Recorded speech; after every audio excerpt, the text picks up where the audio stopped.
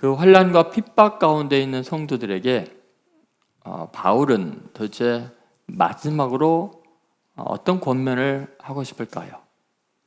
재앙이 가득한 세상에 믿음으로 살지만 여전히 힘겨운 하루하루를 지내야만 하는 그들에게 그 재앙과 고난을 이겨나갈 수 있는 가장 중요한 힘이 뭘까요?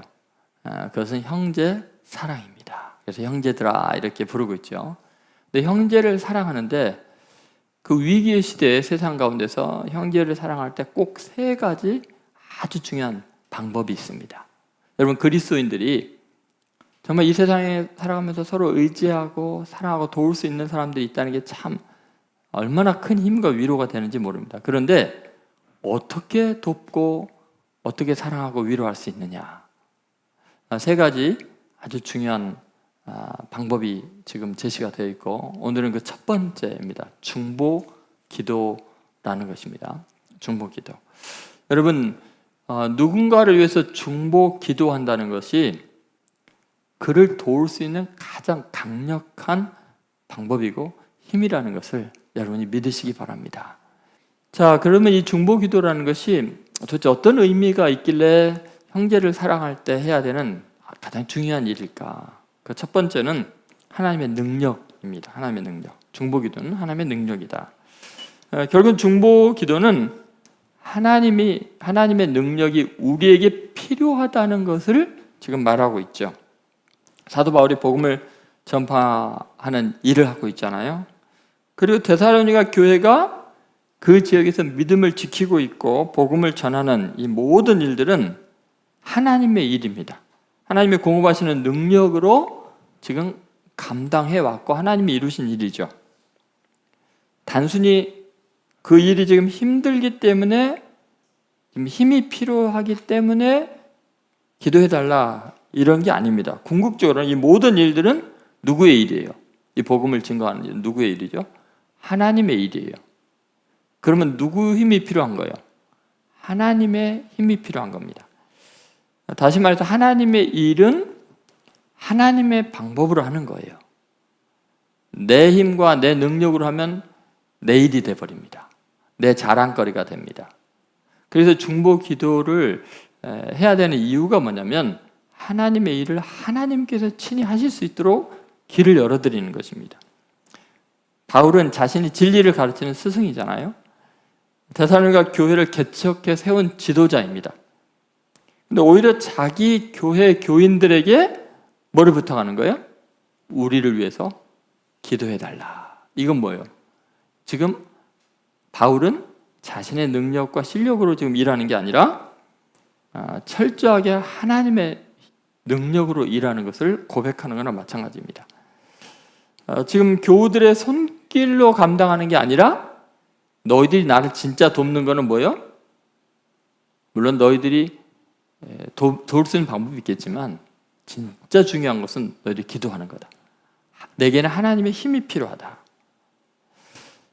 여러분, 하나님의 능력과 하나님의 일은 절대로 뗄 수 없는 관계 속에 있습니다. 왜냐하면 우리는 육을 입고 있는 죄악 덩어리인 존재가 하나님의 일을 우리가 하고 있다는 생각 자체가 큰 오산입니다. 그래서 예수님이 오병이어 기적 일으킨 다음에 사람들이 억지로 예수님을 잡아서 왕으로 모시려고 하니까 예수님이 도망갔죠.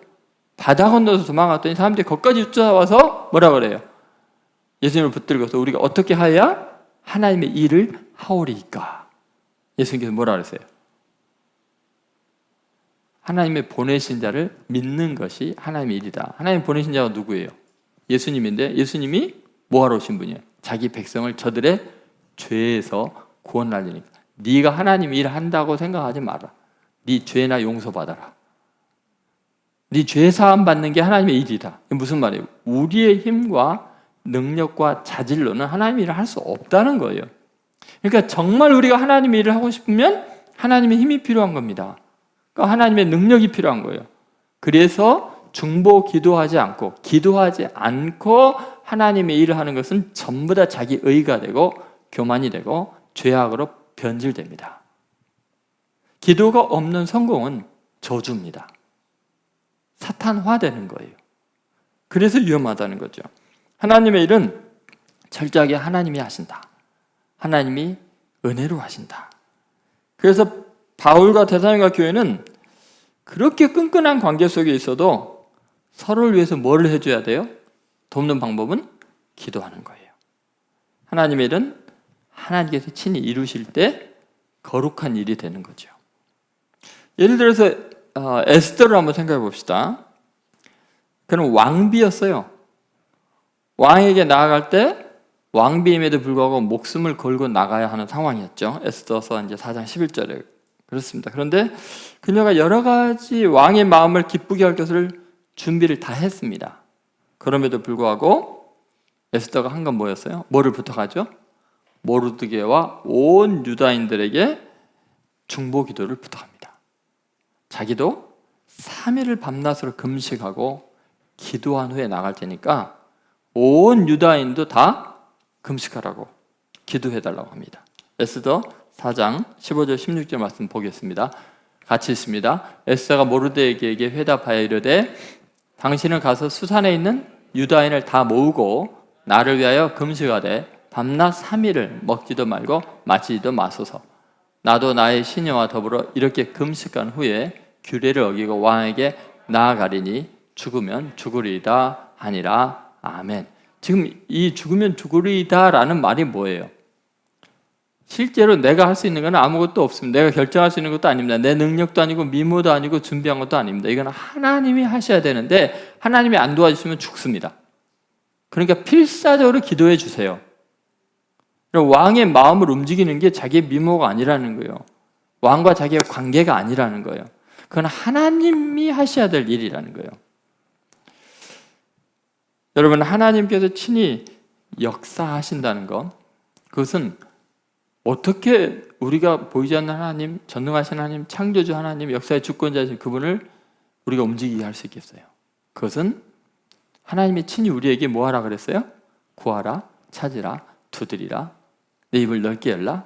친히 그분이 말씀하셨으니까 그분의 방법대로 그분이 움직이는 그 방식이 뭐예요? 뭐를 통해서요? 우리의 기도를 통해서 개입하시고 도와주신다는 거예요. 그분이 말씀하셨으니까 그 말씀을 따라서 우리가 기도하는 거예요.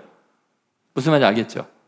그러니까 우리가 중보 기도한다는 것은 실제로 하나님이 일하실 수 있는 엄청난 힘입니다.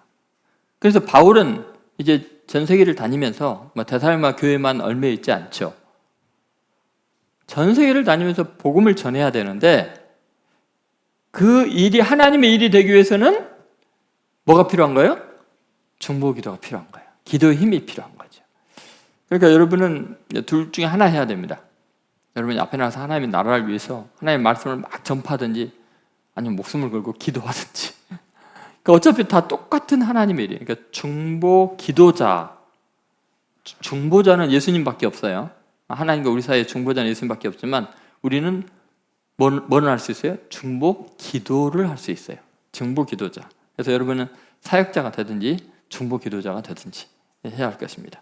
그것이 바로 하나님의 능력을 이 땅 가운데 그대로 역사하도록 그 길을 놓는 거나 마찬가지라는 거죠. 그러니까 두 번째 중보 기도는 영적 전쟁이라는 겁니다. 중보 기도는 그냥 단순히 우리의 기도는 노동이다 이런 정도가 아니고 기도 자체가 전쟁입니다. 중보 기도는 우리의 싸움이 지금 영적 전쟁임을 잘 보여주고 있죠. 하나님의 역사하심이 필요한 이유가 우리의 싸움이 혈과 육에 속한 것이 아니고 영적인 전투이기 때문입니다. 실제로 여러분, 이 땅의 물리적인 현상들은 영적인 근원적인 힘에 의해서 진행이 됩니다. 왜 그래요? 이 땅을 창조하신 분이 하나님이시죠. 근데 하나님은 물질이 아니고 뭐예요? 영이셔요. 요한복음 4장에 하나님은 영이시니. 그런데 그 영이 이 물질 세계가 존재하게 했잖아요. 물질이 존재하게 했잖아요. 이 물질의 태어남과 소멸, 생성과 소멸은 영에 결정하는 거예요. 역사의 흐름, 영적인 근원에 의해서 결정이 되는 거예요. 그러니까 여러분, 물리적인 이 사건들은 보이지 않는 영적인 것에 의해서 좌지우지 되는 겁니다. 그러면은 물리적인 어떤 힘의 대결 구도가 아니라 영적인 세계의 힘의 대결이 될 수밖에 없어요. 그래서 되게 중요합니다. 하늘에 속한 하나님의 계획과 하나님의 섭리를 따라서 하나님의 뜻이 진행이 되고 있고, 그것을 하나님을 반역한 마귀들은 어떻게 하든지 방해하려고 애를 쓰죠. 물론 이건 힘겨루기 그런 건 아니에요. 어차피 비교가 안 돼요. 하나님과 그 마귀도 지금 사용하시는 어떤 그 측면들이 있죠. 그런데 우리는 우리 자신이 마귀와 대적해서 싸울 수 있는 존재들은 아니에요. 마귀는 우리보다 어떤 영적인 측면에서는 더 강하죠. 그러나 우리가 그 마귀를 대적해서 능히 이길 수 있는 이유가 뭐예요? 우리의 싸움은 혈과 육에 속한 게 아니라 내 지식이나 돈이나 물리적인 힘으로 싸우는 게 아니라 하나님의 능력으로 싸우기 때문에, 영적인 전쟁이기 때문에 예수 이름의 권세로 우리가 이겨나갈 수가 있는 거예요. 예수의 이름으로 무엇을 구하든지 다 받을 수가 있는 거죠. 실제로 물리적인 그 상황이 영적인 기도의 힘으로 해서 얼마나 좌지우지 되는가를 보여주는 것이 몇 가지 성경에 참 많이 나옵니다. 그러니까 예를 들면 이스라엘이 출애굽한 다음에 아말렉과 전투를 할 때 모세가 여호수아를 이제 그 전쟁터로 평지로 보내죠. 그리고 모세와 아론과 홀은 기스가산에 올라가죠. 비스가산에 올라가서 그 꼭대기에서 밑을 보면서 밑에서 전쟁이 일어나고 있는 상황을 보고 있죠. 그리고 위에서는 뭐 하죠? 기도하죠. 모세가 간절히 기도합니다. 전투는 밑에서 지금 여호수아가 백성들 거느리고 지금 군사를 거느리고 아말렉과 싸우고 있는데 모세가 손을 들고 간절히 하나님께 기도할 때는 어때요? 이기는데 기도하다가 너무 힘드니까 그 노인이 얼마나 힘들겠어요. 그래서 손을 내리고 기도를 좀 쉬려고 그러면 전세가 이게 또 기우는 거예요. 그럼 어떻게 다시 또 팔 아픈데 또 손을 들고 막 간절히 기도하니까 또 다시 이기고, 그러니까 아론과 홀이 옆에 있다. 안 되겠다. 같이 우리가 합심해서 기도합시다 하고 합심을 하죠. 그래서 모세의 손을 붙잡고 서서 간절히 기도해서 아말렉을 진멸시키는 일이 있죠. 이런 것들은 명백하게 보여주는 게 뭡니까? 물리적인 전투가 밑에서 땅에서 진행되지만 그것을 결정하는 것은 어디예요? 하늘의 영적인 전투라는 거죠. 이것을 아주 잘 보여줍니다. 바울은 이러한 구약의 전통 아주 익숙한 사람입니다. 그러니까 우리의 영적인 승리가 물리적 세계에서의 승리를 결정한다는 것을 잘 알았던 사람이죠. 이게 얼마나 중요한가? 예를 들면은 여러분 사도행전에 헤롯이 야고보 사도를 죽이죠. 야고보를 죽이니까 유대인들 얼마나 좋아했습니까? 헤롯은 정치인이기 때문에 여론과 백성들의 반응이 자기의 왕권을 유지하는 데 결정적으로 중요하거든요. 백성들이 좋아하니까 야고보만 죽일 게 아니라 아주 이 예수교를 진멸할 만한 정말 수장인 베드로를 잡아서 죽여야겠다라고 생각하고 체포를 했어요. 감옥에 가뒀죠. 근데 어떻게 됐죠? 베드로는 어떻게 됐어요? 죽었어요? 그냥 천사가 와서 찾고 다 풀어주고 그냥 쑥 탈출시켜서 나중에 사람들이 모여서 기도하는 집에까지 찾아왔죠. 그래서 노크 소리가 나니까 아이가 문 열고 보니까 베드로가 와 있으니까 귀신인 줄 알았죠. 베드로 귀신. 왜냐면 나올 수가 없잖아요.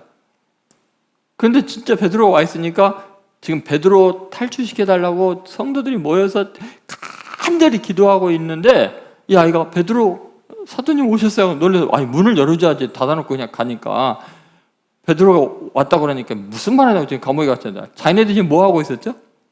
베드로 나오게 해달라고 기도하고 있었잖아요. 기도를 응답을 받았는데 믿는 거 안 믿는 거예요. 아니 왔다니까 그 귀신이다. 베드로의 영이 왔나 보다. 나올 리가 없다. 아니 지금 나오게 해달라고 기도하면서도 그걸 못 믿는 거죠. 이게 우리들의 모습이에요. 그런데 여러분 보세요. 믿음이 그렇게 약한데도 어때요? 영적인 기도가 얼마나 파워풀해요? 그러면 보세요. 누구는 죽고 누구는 사냐는 거예요. 똑같이 예수님의 제자인데 야고보는 체포돼서 죽고 베드로는 사냐는 거예요. 야고보가 체포됐을 때는 정신이 없었던 거예요. 막 도망 다니기에. 어떻게 이런 일이 당하고. 그리고 뭐 바로 처형이 돼버리니까. 근데 베드로는 뭐 한 거예요? 중보기도가 있었던 거예요. 자, 똑같은 헤롯의 수하에 있었지만 그런 엄청난 차이가 있는 거죠. 그게 뭐예요? 기도하느냐 안 하느냐의 차이예요. 바울은 하나님의 복음을 전하는 이 영적인 최전선에서 마귀와 싸우고 있잖아요. 그러니까 지금 그렇지 않아도 핍박을 받고 고난당하는 대상의 교인들에게 너희는 누구를 위해 기도하라고요? 우리를 위해서. 이 복음 전하면서 세계를 다니는 우리를 위해서, 사역자를 위해서 기도해달라고 부탁을 하는 거예요. 이거 지금 이 성공과 실패, 하나님 나라의 전쟁에 이구지구는 중보기도에 달려있다는 걸 아는 거예요. 그러니까 바울이 이걸 지금 부탁을 하는 거예요. 여러분, 영적 복음 증거를 위해서 기도만큼 중요한 게 없습니다. 세 번째, 중보기도는 영적 회복입니다. 다시 말해서 중보기도는 영적 회복의 기회를 주고 있다는 거죠. 여러분, 우리가 사랑하는 사람들을 위해 기도해 주는 것이 중요한 이유는 우리가 기도한 그 일로 인해서 실패한 사람들이나 위기에 처한 사람들이 하나님으로부터 새로운 기회를 부여받게 됩니다. 절망에 있는 사람들, 그리고 포기한 사람들, 낙심한 사람들이 우리가 기도하면요, 기사회생합니다. 하나님과 관계가 회복이 됩니다. 바울은 그의 사역 가운데 어떤 어려움을 언제 경험하게 될지 모르는 굉장히 위험한 길을 가고 있었습니다. 그런 그에게 하나님의 은혜로 결국은 위대한 복음의 증인으로 역사를 바꾸는 일을 감당하게 되죠. 그것은 바울이 가는 곳마다 이 기도를 부탁했기 때문이에요. 예수님은 겟세마네에서 피땀 흘리시는 기도를 드렸습니다. 그 모든 기도가 바로 우리들이 이렇게 회복될 수 있는 기회를 얻게 된 거예요. 만약 예수님이 그 나의 원대로 마옵시고 아버지의 뜻대로 되기를 원하나이다라는 그 기도는 사실은 자기 자신을 위한 게 아니라 우리를 위한 거죠. 예수님 원대로 하면 예수님이 십자가 안 죽어야 되거든요. 그런데 내 원대로 마시고 아버지의 뜻대로 되는 건 뭐예요? 우리를 살려달라는 기도죠. 요한복음서에서 예수님은 제자들이 하나가 되게 해달라고 요한복음 17장에 제사장적인 기도를 간절히 드립니다. 저희가 다 하나가 되게 해달라고. 여러분, 예수님께서 지금 승천하셔서 뭐 하고 계세요? 하나님 우편에서 예수님이 하시는 일이 뭐죠? 로마서 8장 34절 보시죠. 같이 있습니다. 누가 정죄하리요? 죽으실 뿐 아니라 다시 살아나신 이는 그리스도 예수시니 그는 하나님 우편에 계신 자요 우리를 위하여 간구하시는 자신이라. 아멘. 지금 하나님의 아들 예수님이 하나님 우편에서 뭐 하고 있다고요? 우리를 위하여 간구하신다. 간구하신다. 요한 1서 2장 1절에도 보시죠. 예수님이 하시는 일이 지금 나와 있습니다. 자, 같이 있습니다. 나의 자녀들아, 내가 이것을 너희에게 쓰면 너희로 죄를 범하지 않게 하려 함이라. 만일 누가 죄를 범하여도 아버지 앞에서 우리에게 대언자가 있으니 곧 의로우신 예수 그리스도시라. 아멘. 여러분, 우리가 실수하고 또 죄짓고 성질내고 타락하고 그런데도 우리가 다시 기회를 얻는 이유가 뭐예요? 지금 예수님이 우리를 위해서 대언하고 계십니까? 하나님, 제가 저 죄를 위해서도 피 흘렸잖아요. 내가 고난당했잖아요. 내 생명 내줬잖아요. 하나님, 심판하시면 안 됩니다. 벌 내리시면 안 됩니다. 그래서 우리가 또 다시 회개할 수 있는 기회가 얻어지고 다시 출발할 수 있는 기회가 얻어지는 거예요. 그러니까 절대 우리의 능력과 실력이 아니라는 거죠. 이 중보 기도의 힘이죠. 예수님이 이렇게 우리를 위해 기도하시는 정도가 아니라요, 성령님이 지금 하시는 일이 뭘까요? 성령님이 하시는 일, 로마서 8장 26절, 27절 같이 읽어보겠습니다. 이와 같이 성령도 우리의 연약함을 도우시나니 우리는 마땅히 기도할 바를 알지 못하나 오직 성령이 말할 수 없는 탄식으로 우리를 위하여 친히 간구하시느니라. 여러분, 여기 보니까 성령이 어떤 태도로 하고 있어요? 말로 표현할 수 없을 만한 뭐요? 탄식으로 고통을 느끼시면서 간절히 진액이 빠지도록 성령님이 탄식하시며 우리를 위해서 뭐예요? 친히 간구하시다. 우리를 위해서 친히 간구한다면 우리를 위해서 중보기도 하고 있다는 거예요. 성령님이.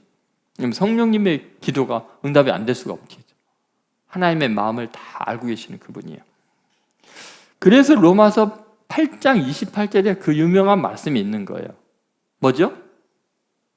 우리가 알거니와 하나님을 사랑하는 자, 곧 그 뜻대로 부르심을 입은 자들에게는 그 다음 뭐예요?